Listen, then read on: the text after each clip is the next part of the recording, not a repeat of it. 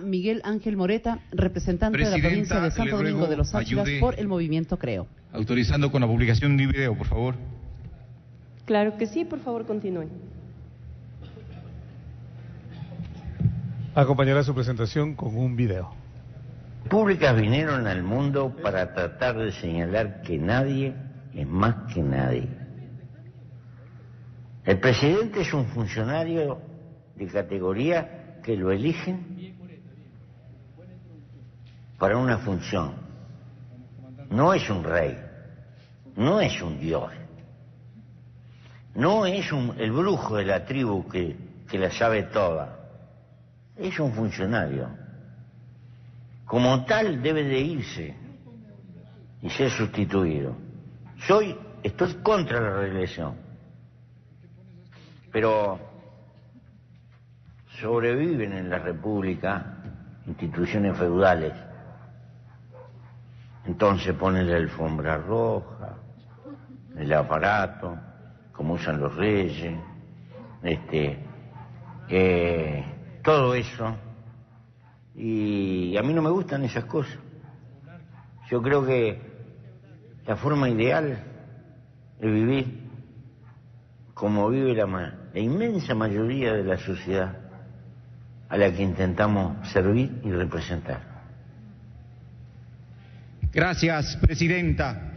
Hoy asistimos al tratamiento de unas enmiendas y no por lo innovadoras, no por la propuesta de cambio, sino por lo inconstitucional, por lo ilegal, por lo impresentable incluso ante la historia y ante el pueblo ecuatoriano.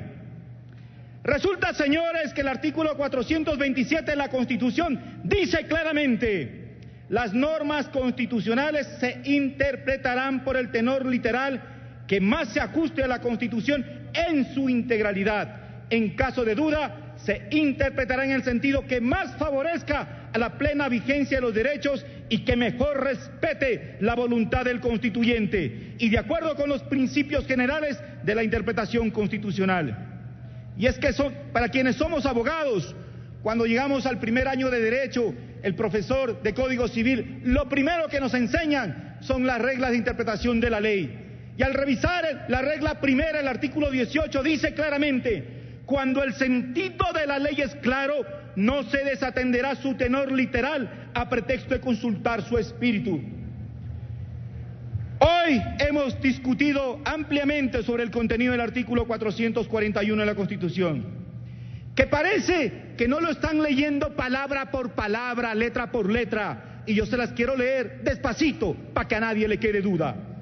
Dice la enmienda de uno o varios artículos de la Constitución que no altere su estructura fundamental o el carácter y elementos constitutivos del Estado, que no establezca restricciones de los derechos y garantías o que no modifique el procedimiento de reforma de la Constitución. Esos pueden ser tratados a través de enmienda conforme establece su numeral segundo.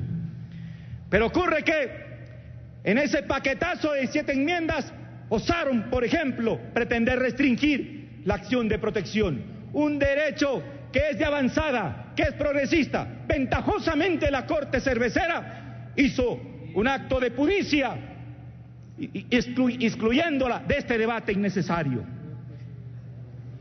El artículo 1 de la Constitución dice que el Ecuador es un Estado constitucional de derechos y justicia, social, democrático, soberano, independiente, unitario, individual. Y el inciso segundo dice: la soberanía radica en el pueblo cuya voluntad es el fundamento de la autoridad. ¿Queremos ser autoridad por toda la vida? Pidámosle al soberano que se pronuncie. ¿Queremos ser autoridad 3 mandatos más? Digámosle que el pueblo se pronuncie. Hagamos un ejercicio de coherencia. Alguien preguntaba hace rato que la alternancia no es elemento constitutivo del Estado. Y yo les quiero decir que cuando se habla de que se organiza el Estado en forma de república y se gobierna de manera centralizada, hay que remitirse a los tratadistas. Y Rodrigo Borja dice, por ejemplo, en su enciclopedia política: en estricto sentido, república no es una forma de Estado sino de gobierno, con sus peculiares características. se entiende por república la forma de gobierno caracterizada por la división de poderes del Estado en el marco de un régimen político, electivo, representativo, alternativo y responsable. Ahí están los elementos. Se dice que no hay restricción de derechos. Sí la hay, señores. Cuando quieren que los gobiernos seccionales no procesen consultas populares, sino solo sobre áreas de su competencia, por ejemplo, luego de esta enmienda no podrá repetirse la consulta popular que organizó el municipio de Santo Domingo para preguntarle a los ciudadanos si queríamos o no queríamos ascender a la categoría de provincia y dejar de ser el patio trasero de Quito. Se habla de que con la incorporación de las Fuerzas Armadas en complemento a la tarea policial vamos a mejorar la seguridad ciudadana integral de este país. Y que seguramente con más gendarmes, cascos, botas y toletes nadie va a ser víctima de la delincuencia ni un asalto. Nada más alejado de la realidad. Yo creo que eso es un camino equivocado. Tal vez sea hora de repensar las cosas y seguir el modelo que siguió, por ejemplo, Sergio Fajardo en la alcaldía de Medellín, una ciudad violenta con más de 380 homicidios por cada 100.000 habitantes, fue reducida a menos de 30. Cuando se habla de la reelección, se dice aquí, no se van a restringir derechos, simplemente va a ser candidato nomás. Pero resulta que vivimos el proceso electoral pasado y veíamos cómo alcaldes y alcaldesas de Alianza País hacían uso y abuso de vehículos, de funcionarios, de personas contratadas para obligarlos a banderear. Y eso es un dumping electoral.